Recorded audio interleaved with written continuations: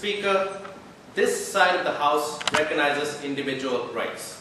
We recognize the right to send out a strong and clear message about what we believe in, what we stand for, and what we fight for. Mr. Speaker, on this debate is about sending messages and taking extreme measures to send out that message. But in taking such extreme messages, we are not going to cause harm to other people because this involves the individual only. We believe that suicide is a legitimate tool of protest against the state, and individuals should be allowed to given the right to commit suicide if they feel that what they are fighting for can be achieved if they take their life away. Now, what is a legitimate tool of protest? Firstly, a legitimate tool of protest has to satisfy certain criteria. Firstly, it needs to send out a strong and clear message on what you are fighting for. Secondly, there needs to be there needs to be recognition on these messages that you're trying to send out or what you're trying to fight for. Secondly, limitations. There needs to be no third-party harm, no excessive damage caused. Nobody should get hurt except the person who wants to take his life, and he unfortunately will have to lose his life. Thirdly, on the point of effectiveness, we think taking your life away is an effective tool in sending out a message that you feel is something that is worth fighting for. Fourthly, is it morally justifiable? Under this point, I will ask 3 questions and tell you how it is morally justifiable. Yes, Habib. Do you have any form of mechanism to show us how you want to regulate it and show that this is really suicide without external party influencing these people? I will explain that in my substantives later. But firstly, on the first argument of whether it is morally right. Of course, is it principally wrong? The question is this, Mr. Speaker. Is it principally wrong to always commit suicide? Is there, when there are cases where there is a bigger issue concern and no one individual life is more important, then is it wrong to commit suicide? Intuitively, it definitely feels wrong. Because it feels like there are 3 aspects to this. 1, it feels like there is a waste of something invaluable. 2, it is religiously condemned. And 3, it is seen as quitting or cowardly. 4, right? On the determination of anything, it feels like a waste of something invaluable, right? Okay. Firstly, the determination of worth of anything or any individual, especially an individual who makes free choices, is the purpose he lived his life for. We believe this is essential, Mr. Speaker. This line is essential in this debate. If in living or dying he accomplishes a higher goal, we think the purpose he achieves defines his life in death.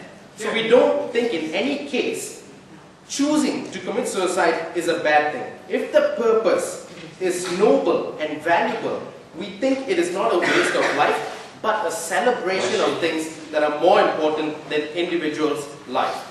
For example, soldiers dying in war and martyrs who are dying for causes. These people die for something that is more important, and they take their own lives because it helps achieve the cause that they are trying to push for, Mr. Speaker. Sir? Before that, yes. By your standard of harming your body, smoking, drinking alcohol, and doing anything excessively in the long term can constitute suicide because you're likening it to a person going to war as a soldier.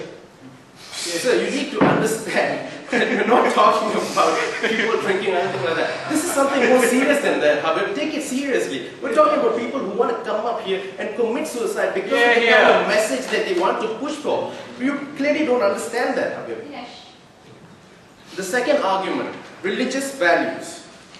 It is definitely religious. It is condemned under religion to take a person's life. But in that aspect, there are some cases where people have taken their lives for religious reasons itself. Therefore, we think that it is something that is possible. It is something that is not. It is legitimate to do so. Religion values people who are dying for a cause, and religion sometimes is all about higher causes and not living beyond physical causes, Mr. Speaker.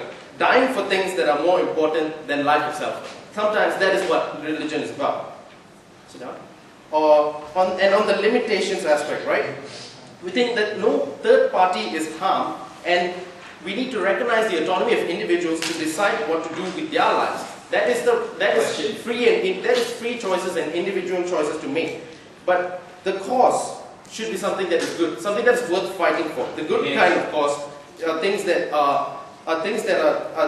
we are not limiting against, right? For example, I need to mention this: that suicide bombers. We don't think these are things that are worth fighting for because they cause harm to other people. The distinction needs to be made clear here that when you make a decision to take your life away, it should not harm any other people. Please sit down.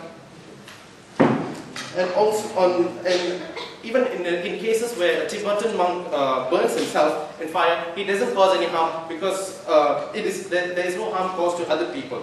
And on another example, if you heard about Mr. Bouazi in Tunisia, he set himself on fire, and this led to the Arab Spring because he was not allowed to sell fruits. What he believed in, it may seem like something petty, something so frivolous, setting himself on fire because he cannot sell fruits when he can go out and do something else. But, Mr. Speaker, this is about sending out a strong message. It has affected social change in so many other ways. It perhaps even led to how the Arab Spring was being, what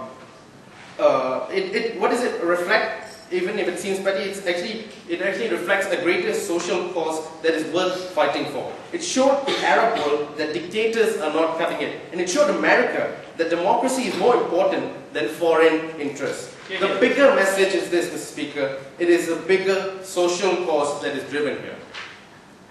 Finally, what have we told you so far? We've told you that it is okay to take your life if you're fighting for a cause that does not harm other people, and you're sending out a strong and clear message that you think people need to know. There is no third-party harm, and the effectiveness of this is achieved when people take note of your life that is gone. And we think that higher causes can be fought through death as well, and death is not an end to a cause, Mr. Speaker. With that, we'd like to rest our case. Thank you. Yeah.